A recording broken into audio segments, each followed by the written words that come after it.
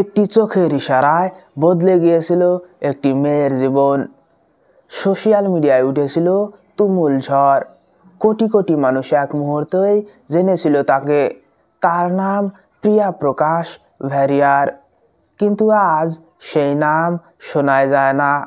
যে মেয়ে একসময় ন্যাশনাল ক্রাশ ছিল, আজ তার নাম কেউ মনেই রাখে না। কি হলো তার, কোথায় গেল সে? চলুন জানি আজ সেই গল্পটা। সময় ছিল 2018 সালের ফেব্রুয়ারি মাস। মালায়ালাম সিনেমা ওরু আদার লাভের একটা ছোট্ট ক্লিপ ইন্টারনেটে ছড়িয়ে পড়ে। মাত্র 10 সেকেন্ডের ভিডিও। একটা মেয়ে স্কুলের ইভেন্টে বসে প্রথমে হালকা হাসলো, তারপর একবার চোখ টিপলো, আর তার সেই মুহূর্তেই পাগল হয়ে গেল পুরো দেশ। 24 ঘন্টায় ভিডিও ভাইরাল। ভারতে 24 ঘন্টাতে সবথেকে বেশি সার্চ করা গুগলে নামও হয়ে পড়ল প্রিয়া প্রকাশ ভ্যারিয়ার। তার ইনস্টাগ্রামে ফলোয়ার্স কয়েক হাজার থেকে এক সপ্তাহে হয়ে গেল 6 মিলিয়ন। ব্র্যান্ড মিডিয়া মিম সব জায়গায় শুধু একটাই নাম, সেটি হলো ওই চোখের ইশারা মেয়ে। যেমন দ্রুত খ্যাতি এসেছিল প্রিয়া প্রকাশ ভ্যারিয়ারের জীবনে, ঠিক তেমন দ্রুত খ্যাতি নেমেও যায়।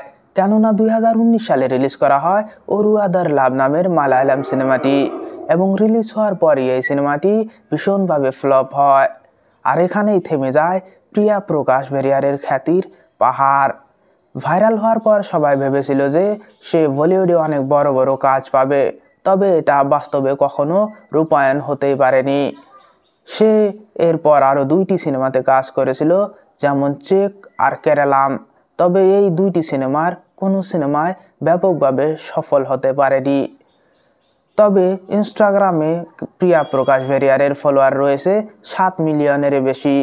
এখন সে অভিনয়ের চেয়ে মনোযোগ দেয় বেশি ব্র্যান্ড প্রমোশন আর গানের ভিডিওতে। তবে সে মাঝে মাঝে ফটোশ্যুট করে এবং সেগুলো ইনস্টাগ্রামে আপলোড করে, যদিও আগের মতো আর মনোযোগ এবং ভাইরালিটি কাজ করে না।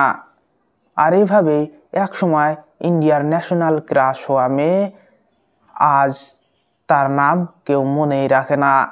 প্রিয়া প্রকাশ ভ্যারিয়ার আমাদের শিখিয়ে দেয় যে ইন্টারনেটের দুনিয়ায় এক মুহূর্তে যেমনভাবে খ্যাতি আসতেও পারে, আবার সেই খ্যাতি এক মুহূর্তে নেমেও যেতে পারে।